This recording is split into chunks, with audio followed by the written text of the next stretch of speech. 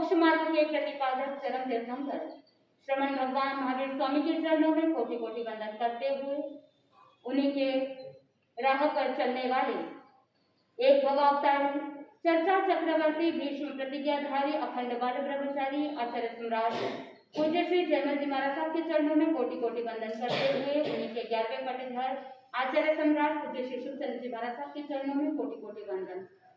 जय गच्छाधिपति व्याख्यान वाचस्पति उग्र विहारी वचन सिद्ध साधक 12वें पट्टेदार आचार्य प्रवश्री पार्श्वचंद्र जी महाराज साहब गौर तपस्वी उपाध्याय प्रवश्री गुणचंद्र जी महाराज साहब मेरे अनंत आस्था के आयाम मम जीवन उद्धारक परम पूज्य गुरुदेव डॉक्टर श्री पदम चंद्र जी महाराज साहब के चरणों में कोटि कोटि वंदन करते हुए सभी गुरु भगवंतों के चरणों में कोटि कोटि वंदन करते हुए गुरुदेव श्री क्या कैसे आत्मबंधुओं अनंत अनंत ज्ञानी 24वें चरम तीर्थंकर प्रभु महावीर स्वामी और प्रभु महावीर स्वामी के जन्म से पहले 2600 वर्ष पहले की कथा है, 2600 वर्ष पहले की गाथा है। ऐसा समय था कि जहां पर अन्याय अत्याचार चरम सीमा पर, चारों ओर हिंसा असत्य अन्याय विषमता और हर जगह पर दुख ही दुख है, पीड़ा ही पीड़ा है। मानो कि यह धरती रो रही है कि कोई ऐसा महापुरुष आ जाए और भटकी हुई आत्माओं को, भटके हुए लोगों को राह दिखा दे, मार्गदर्शन दे दे। ऐसे हर एक व्यक्ति, हर एक द्रवित इंसान राह देख रहा है कि कहीं कहीं से कोई महापुरुष आ जाए और हमारी आत्मा का कल्याण हो जाए।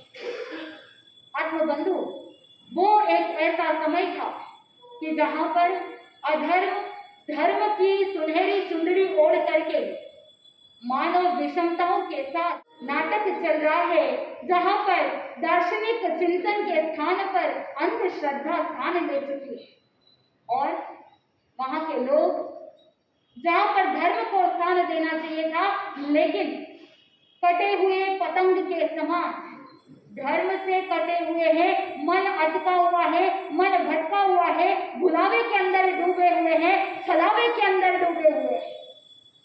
जन जन के मानस के अंदर नेगेटिविटी भरी हुई है, जहां पर हिंसा का तांडव है, जहां पर अन्याय और अंधकार है अज्ञानता का। आत्मबंधुओं, केवल धर्म ही नहीं, वहां पर हर क्षेत्र में उथल पुथल मची हुई थी। छुआछूत, शुद्रता, अस्पृश्यता और जातिवाद, ये सारे पॉलिटिकल प्रॉब्लम्स भी चल रही थी, जहां पर राज्य का शासन भी व्यवस्थित रूप से नहीं चल रहा था। हर एक व्यक्ति अपनी ही मनमानी कर रहा था। ऐसी परिस्थिति में केवल भारत की ही ऐसी दशा नहीं, वहां पर विश्व के हर कोने कोने में ऐसी परिस्थिति हो गई।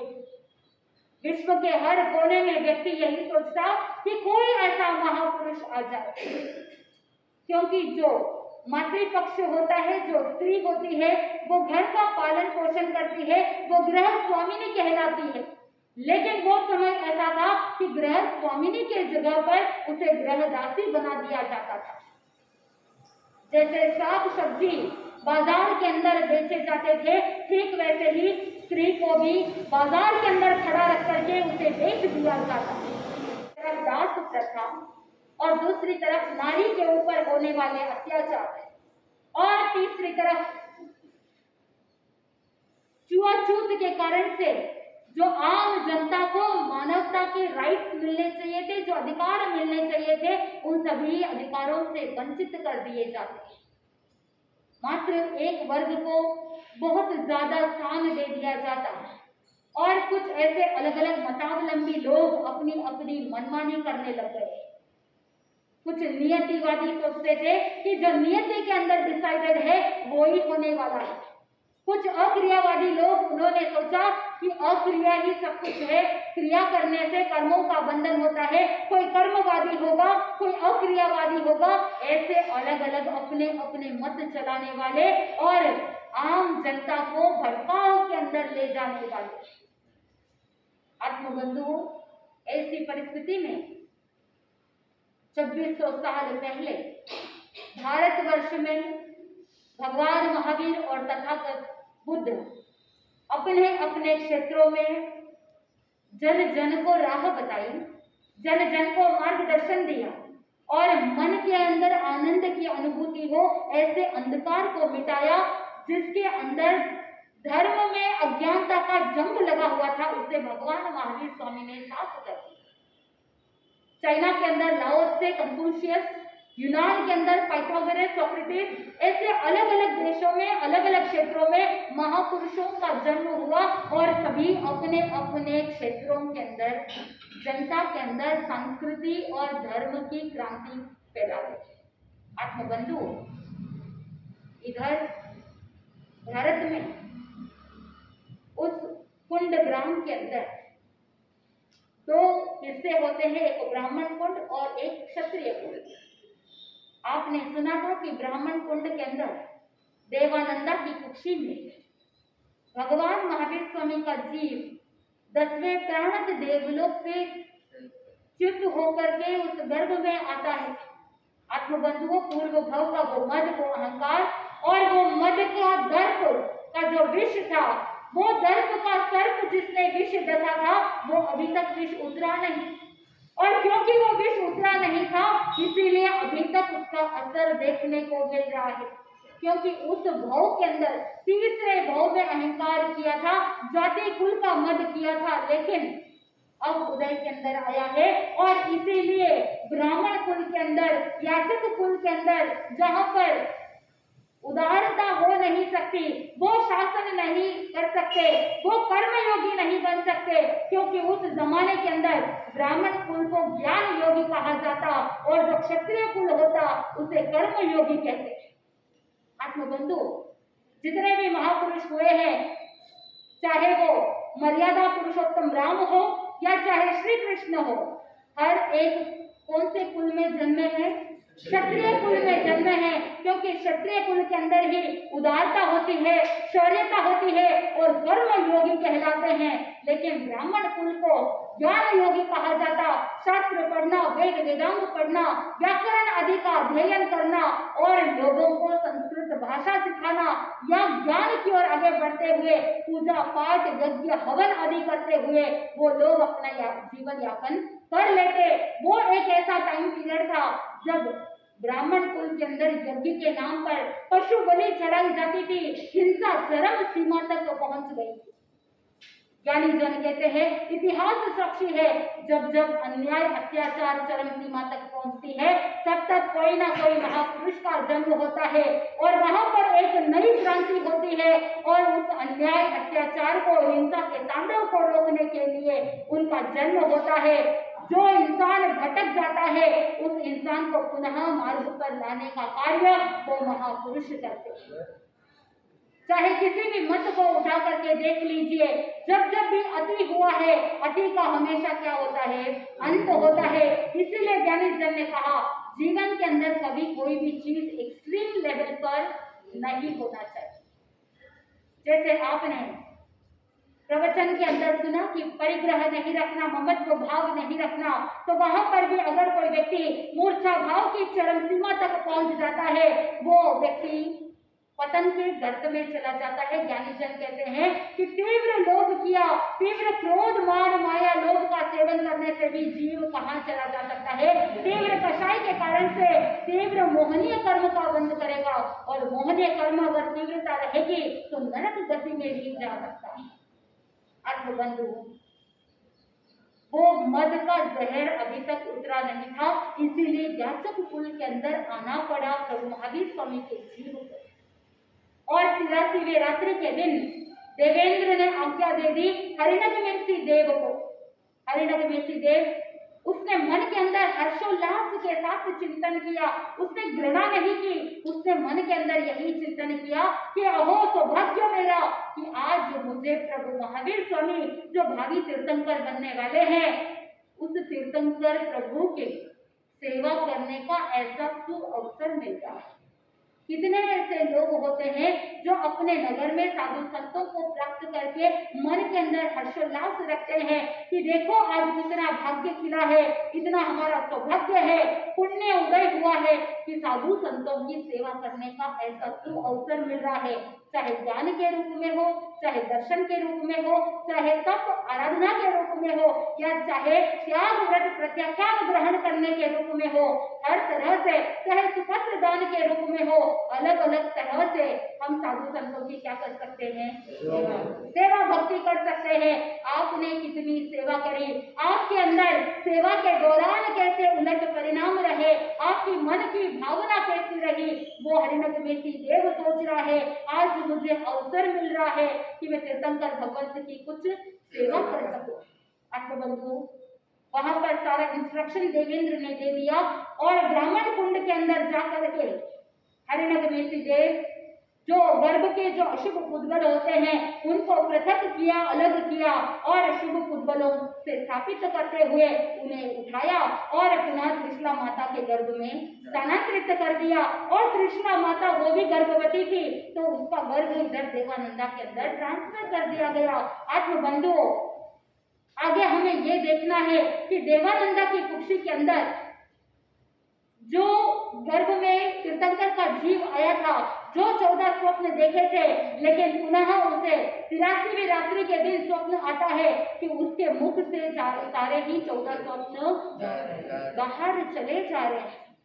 और उसने ये भी देखा कि क्षत्रिय कुंड के अंदर जो त्रिशला रानी है उसने उसके गर्भ को हरण कर लिया। आत्मबंधुओं वो रोने लगी, बिलखने लगी, कहा कि जो नियति है और साथ में समय परिपक्व होना, कर्म उदय के अंदर विपाक में रहे, और साथ में ये जो 5 समवाय की बात आती है, पुरुषार्थ भी चाहिए, नियति भी चाहिए, कर्म भी चाहिए और काल भी परिपक्व होना, द्रव्य क्षेत्र काल भाव सभी मिल करके जब विपाक के अंदर आता है तब कर्म उदय के अंदर आने पर फल दिया जाता है। ज्ञानी जन ने कहा कि वो जो कर्म समाप्त होने वाला था, मद का, अहंकार का, वो समाप्त हुआ तो इंद्र ने सोचा कि ये मेरा कर्तव्य है कि मैं क्या करूं, गर्भ का सहरण करके उसे ट्रांसफर कर दूं। और त्रिशला माता के गर्भ में जैसे ही भगवान महावीर स्वामी का जीव आया तो माता ने 14 स्वप्न देखे। जैसे ही स्वप्न देखे वो इतने शुभ थे कि मन हर्षोल्लास से परिपूरित हो गया।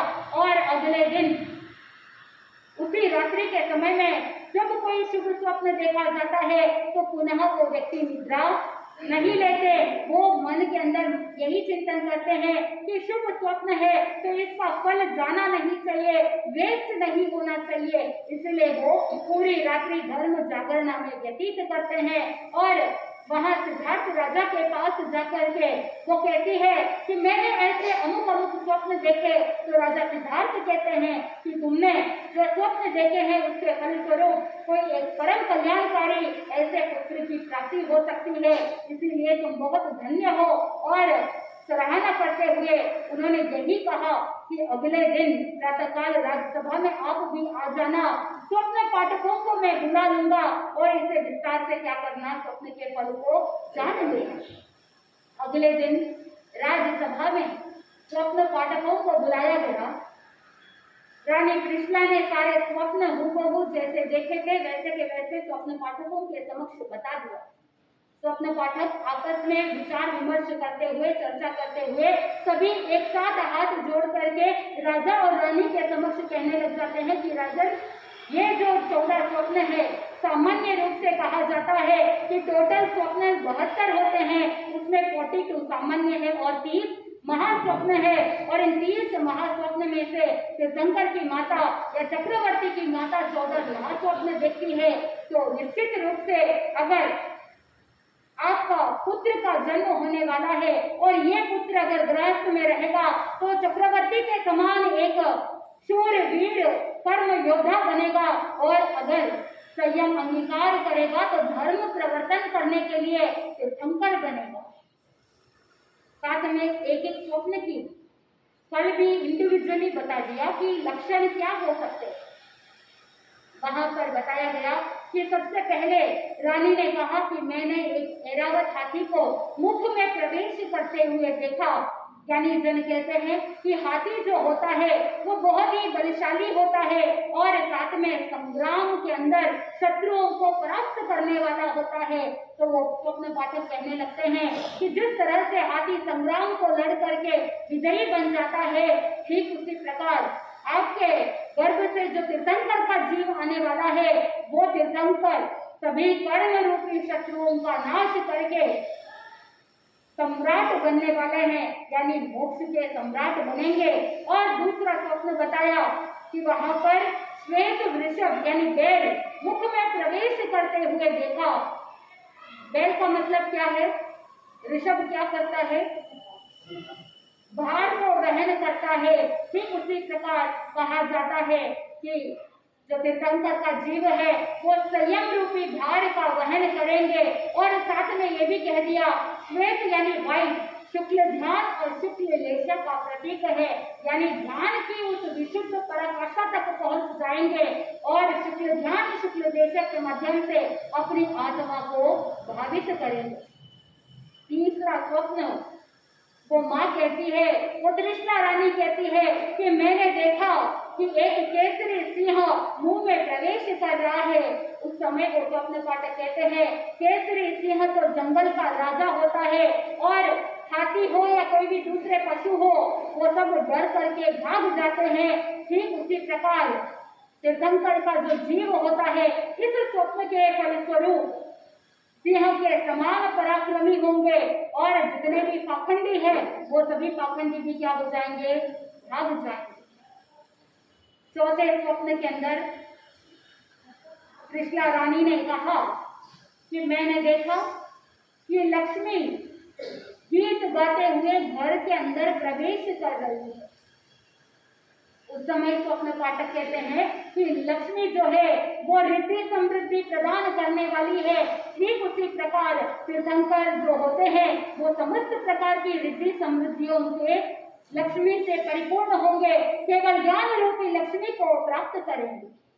आत्मबंधुओं, पांचवें स्वप्न में त्रिशला रानी ने कहा कि मैंने देखा कि माला युग्म कह सकते हो या दो फूलों की माला देखी, तो वहां पर फूलों की माला दसों दिशाओं में अपनी सुगंध फैलाते हैं। तो ठीक उसी प्रकार जैसे सुगंध दसों दिशाओं में फैलती है, ठीक उसी प्रकार तीर्थंकर भगवान का यश जो है वो भी सभी दसों दिशाओं में फैलती जाएगी। उनका ज्ञान, उनका बोध जो वैराग्य रूप होगा वो जन जन के लिए कल्याणकारी होगा। आत्मबंधुओं, स्वप्न तो आप भी देखते हैं, लेकिन ऐसे महास्वप्न कभी देखा नहीं और महास्वप्न नहीं देखे हैं तो वैसे महाफल की प्राप्ति होती नहीं। लेकिन बहुत बार ऐसा होता है कि आप जब स्वप्न देखते हैं तो मन के अंदर विचारों की जंजाल चलते हैं, इतने ज्यादा जंजाल चलते हैं कि आप उसी भंवर जाल में फंस जाते हैं और उस जंजाल से बाहर निकलना आता नहीं। और क्योंकि रात्रि के समय में विचारों के जंजाल चलते हैं तो आपको रात को नींद आती नहीं, गहरी नींद भी नहीं आती, थोड़ी लाइट स्लीप भी नहीं आती। और जो स्वप्न चलते हैं वो स्वप्न भी ऐसे होते हैं कि जहाँ पर उसका कोई अर्थ भी घटित नहीं होता। यानी जन कहते हैं कि जो समृद्ध होते हैं, यानी सभी प्रकार से महाव्रत को अंगीकार करके साधु बनते हैं, वो जो स्वप्न देखते हैं वो यथा सत्य स्वप्न देखते हैं। इसका मतलब क्या हुआ कि वो सत्य ही देखते हैं और वो सत्य ही घटित होता है। क्योंकि जो साधु होते हैं वो इस तरह से आल जंजाल कभी जीवन में स्वप्न के रूप में देखते नहीं।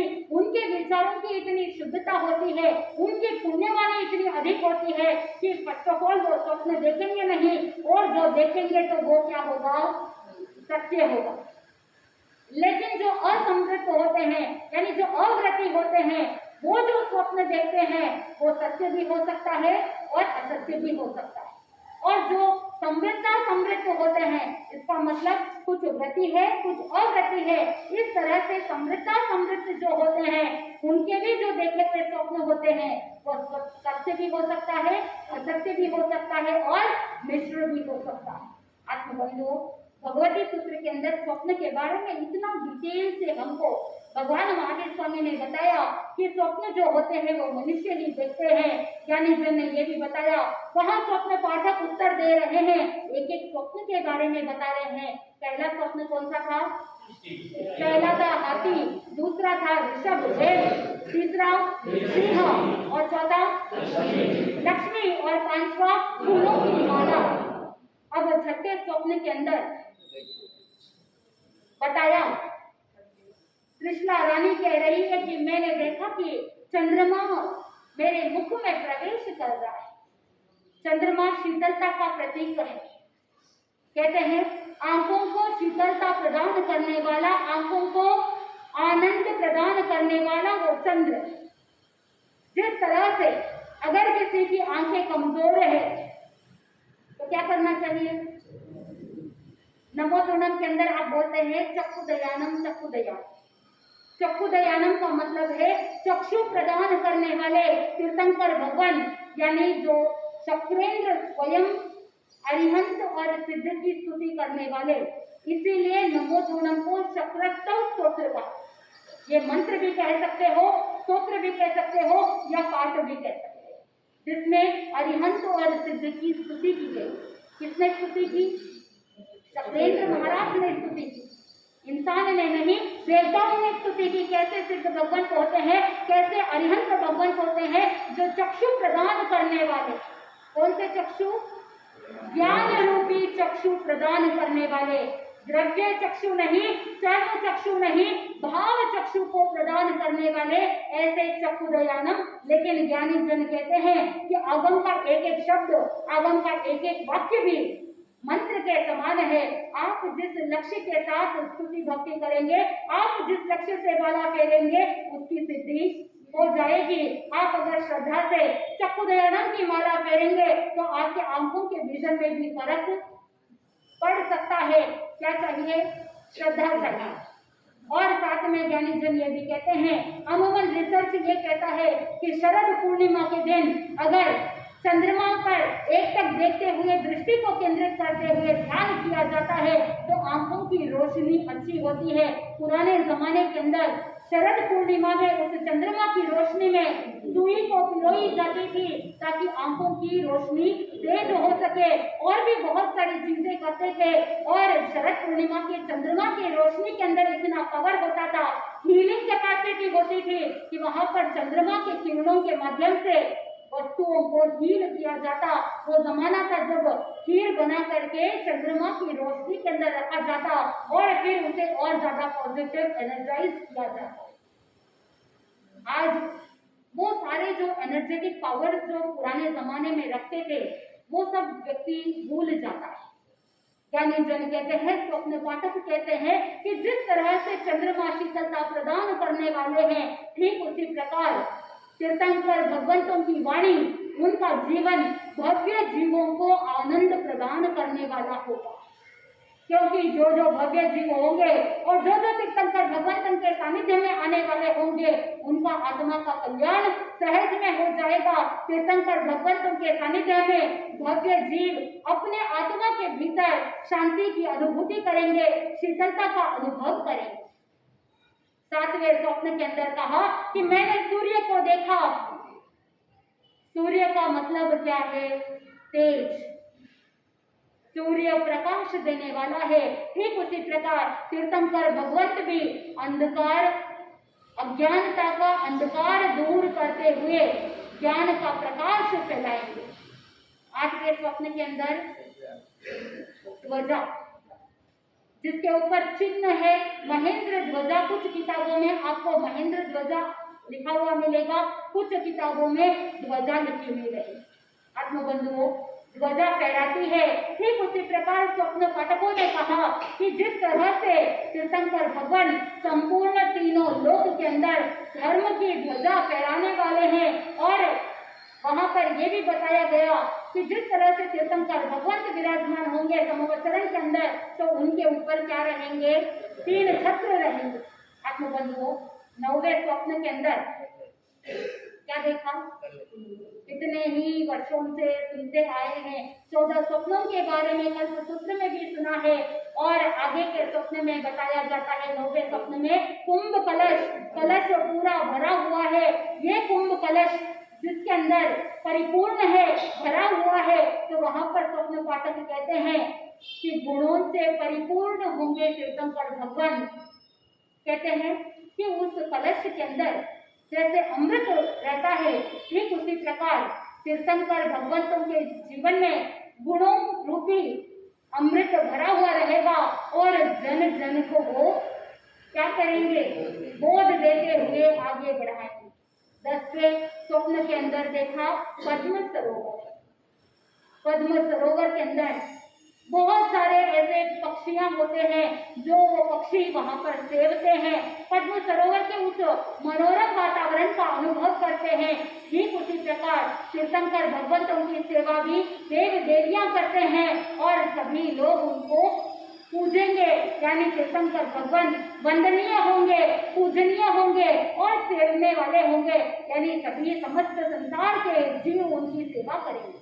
आत्मबंधुओं, 11वें स्वप्न के अंदर उन्होंने देखा क्षीर समुद्र। समुद्र का मतलब क्या है, गंभीरता।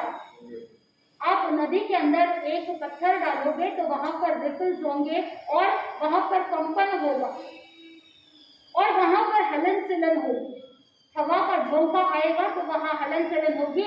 लेकिन समुद्र को दूर से देखते हैं तो वो समुद्र गंभीर है, इसीलिए आप लोगस्थ के अंदर भी कहते हैं सागर वर गंभीरा, यानी तीर्थंकर भगवान आप सागर के समान क्या है, गंभीर है। जिस तरह से आप सागर के समान गंभीर है, मेरा जीवन भी कैसा हो, आपके समान उस सागर के समान गंभीर हो। क्योंकि जीवन में जब तक धीरता गंभीरता नहीं आती तब तक आत्मा अध्यात्म की ओर आगे नहीं बढ़ पाता। अगर कोई ऐसे ही कहते हैं ना कि ये बहुत ज्यादा बोलते रहते हैं या बहुत ज्यादा चंचल है, जब तक शरीर में, मन में, आत्मा में चंचलता रहेगी तब तक आत्मा में कर्म भी आते रहेंगे। चाहिए तो क्या चाहिए, गंभीरता चाहिए। वहां पर सिचुएशन को आंकने की परिस्थिति पता होनी चाहिए कि मुझे इस परिस्थिति को हैंडल करना है तो कहां पर कितनी गंभीरता के साथ इस परिस्थिति को हैंडल करना है, डील करना है, ये कला हर एक व्यक्ति को आनी चाहिए। वह स्वप्न पाठक कहते हैं कि जिस तरह से क्षीर समुद्र गंभीरता का प्रतीक है, ठीक उसी प्रकार तीर्थंकर भगवान वीर होंगे, गंभीर होंगे। आत्मबंधुओं, 12वें स्वप्न के अंदर भगवान महावीर स्वामी की माता त्रिशला ने कि मैंने देव विमान देखा। यहाँ पर ध्यान रखना है कि जो तीर्थंकर की माता देव विमान देखती है, इसका मतलब क्या है कि तीर्थंकर का जीव देवलोक से आया है और वही अगर नरक गति से कोई तीर्थंकर का जीव आता है तो माता देव विमान के स्थान पर भवनपति देवों के भवन देखे। आत्मबंधुओं, त्रिशला रानी ने कहा कि मैंने विमान देखा। स्वप्न पाठक कहते हैं कि जैसे वो विमान चारों तरफ प्रदक्षिणा करते हुए घूम रहे हैं, इसका मतलब यही हुआ कि वैमानिक देव भी तीर्थंकर भगवंत की क्या करेंगे, सेवा करेंगे, पूजा करेंगे। यानी पूजा का मतलब क्या है, हम आपसे पूछ ही लेते हैं, पूजा करेंगे का क्या मतलब है। आत्मबंधुओं, यहाँ पर पूजा करने का मतलब है गुण पूजा, यानी वहाँ पर गुणों का गुण कीर्तन करना, सेवा करना, पर्युपासना करना, इसका मतलब है वहाँ पर द्रव्य पूजा की बात नहीं कही। आत्मबंधुओं, देवी देवता भी उनको वंदन करेंगे, पूजनीय होंगे और प्रभु की देशना सुनने के लिए भी साक्षात देवता भी क्या करेंगे, प्रभु की सेवा में आएंगे। 13वें स्वप्न के अंदर देखा रत्न राशि। आत्मबंधुओं, रत्न राशि जो समुद्र के तल पर आपको रत्न मिल जाएंगे, ठीक उसी प्रकार तीर्थंकर भगवंतों के जीवन में आत्मा के अनंत गुणों की राशि क्या मिलेगी, उपलब्ध होगी। ज्ञान दर्शन चरित्र रूपी रत्नत्रय प्राप्त होने वाले हैं और ऐसे रत्नों के भंडार कौन होंगे, तीर्थंकर भगवंत होंगे। और 14वें स्वप्न के अंदर त्रिशला रानी कहती है कि मैंने अंतिम में क्या देखा, निर्धूम अग्नि। कहीं पर आप धुआं देखते हैं तो धुएं को देख करके आप अग्नि का अनुमान लगाते हैं, क्योंकि जहां पर अग्नि होगी वहां पर क्या रहेगा, धुआं रहेगा। यहाँ ज्ञानीजन ने कह दिया कि धुएं से अग्नि का अनुमान किया जाता है, लेकिन यहाँ पर त्रिशला रानी ने देखा ये जो अग्नि है वो निर्धूम अग्नि है, यानी वहां पर कोई धुआं नहीं है, वहां पर कोई गंदगी नहीं, वहां पर कोई कालापन नहीं, ऐसी अग्नि जहां पर सिर्फ और सिर्फ तेज है। ज्ञानीजन ने कहा, स्वप्न पाठक कहते हैं कि जिस तरह से कृष्णा रानी ने निर्धूम अग्नि देखी है, ठीक उसी प्रकार तीर्थंकर भगवान समस्त दोषों से मुक्त होंगे और तत्व के तेज के साथ संपन्न रहेंगे और समस्त लोक के अंदर प्रकाश देने वाले हैं। जैसे ही ये सारी बात सुनी, कृष्णा रानी बहुत हर्षोल्लास के साथ स्वप्न पाठकों को खूब सम्मान किया, सत्कार किया और खूब दक्षिणा देते हुए राजा सिद्धार्थ ने तो अपने शरीर पर जितने भी आभूषण डाले हुए थे, मुकुट और राज चिन्ह को छोड़ करके सारे आभूषणों को उन स्वप्न पाठकों को दे दिया और उन्हें विदा कर दिया। इधर पूरे राजनगर के अंदर महोत्सव मनाया जा रहा है। गर्भ में आने पर ही पूरे नगर के अंदर, पूरे राज्य के अंदर आनंद का वातावरण छाया हुआ है, मानो कि गर्भ से लेकर के जन्म तक भी क्या होगा, महोत्सव होगा। बहुत सारे दोहर उत्पन्न हुए। कृष्णा रानी ने मन के अंदर सोचा कि मुझे ज्यादा से ज्यादा दान पुण्य करना है, कारागृह के अंदर जितने भी अपराधी है उन सबको हम क्या करें, बंधन से मुक्त कर दे, जो दीन है, जो दुखी है, उन सबकी मैं क्या करूं, मदद करूं। ऐसे शुभ भावना रखते हुए वो आगे से आगे बढ़ रही थी। उसने गर्भ का परिपालन कैसे किया? गर्भ के दौरान जब 6.5 महीने गर्भ के हो गए थे, उस समय एक ऐसी घटना घटती है और 7 महीने जब गर्भ के पूरे होते हैं, उस समय भगवान महावीर स्वामी के जीव ने एक संकल्प ग्रहण किया था। तो वो संकल्प क्या था और वो संकल्प आज के परिप्रेक्ष्य में कैसे घटित होता है, और साथ में कृष्णा रानी ने किस तरह से गर्भ का पालन किया, गर्भ का पोषण किया। यहाँ पर हर एक महिला के लिए भी एक शिक्षास्पद है कि कैसे रानी ने उत्तम उद्गलों का ग्रहण करते हुए, सभी चीजों का ध्यान रखते हुए गर्भ का पालन किया। आप ये नेगेटिव कहते हैं कि किस्मत में ऐसा लिखा था, भाग्य में ऐसा लिखा था, इसीलिए मेरे पुत्र के अंदर ये कमी आ गई। किसी के बच्चे के हार्ट के अंदर होल है, किसी के बच्चे की आंख कमजोर है, किसी के बच्चे के अंदर किडनी की प्रॉब्लम है। ये सारी चीजें क्यों हो रही है? क्योंकि आपका आहार पौष्टिक नहीं, आपका ये जो आहार की जो पद्धति है उसके अंदर क्या कमी आ रही है, गर्भ के पोषण के अंदर क्या मिस्टेक हो रही है, माता की भावनाओं के अंदर क्या कमी रह रही है, जिसके कारण से ये सारी प्रॉब्लम हो रही है। ये पूरा का पूरा एक विज्ञान है, साइंस है। आप अपने आप को भाग्य पर मत छोड़िए, क्योंकि जैन धर्म कहता है, प्रभु महावीर स्वामी कहते हैं कि ये पुरुषार्थवाद का धर्म है, और ज्ञानीजन कहते हैं आप अपने किस्मत के अनुसार नहीं, पुरुषार्थ के अनुसार फल पाते हैं। तो आपका पुरुषार्थ कैसा होना चाहिए? आपके गृहस्थ जीवन में भी आपको किस तरह से जीवन जीना चाहिए, वो भी कला क्या सिखा रहे हैं, प्रभु महावीर स्वामी का जीवन सिखा रहा है। तो आप जैसे जैसे आप सुनेंगे, आपको वो ज्ञान की प्राप्ति भी हो जाएगी। नहीं तो क्या होता है, आपकी अज्ञानता के कारण से, आपकी लापरवाही के कारण से पनिशमेंट किसको भोगना पड़ता है? आपके बच्चों को भोगना पड़ता है। आपने ध्यान नहीं दिया, आपने धर्म आराधना नहीं की, आपने शुभ भावना नहीं रखी, और जिसके फलस्वरूप उसका पनिशमेंट किसको भोगना पड़ता है? उस बच्चे को भोगना पड़ता है। उसने ऐसे क्या कर्म किए जिसकी वजह से माँ इस तरह से लापरवाह कर देती है, क्यों पत्य परहेज का ध्यान नहीं रखती? इन सब के बारे में भी हम कल सुनेंगे।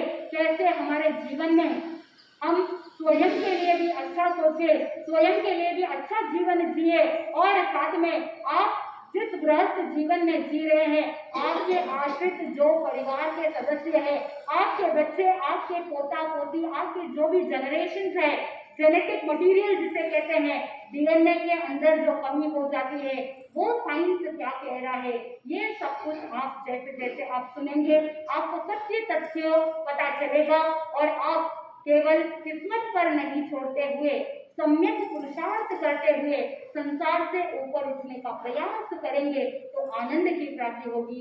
इसी मंगल भावना के साथ आनंद ही आनंद बोले श्री जैन धर्म की जय।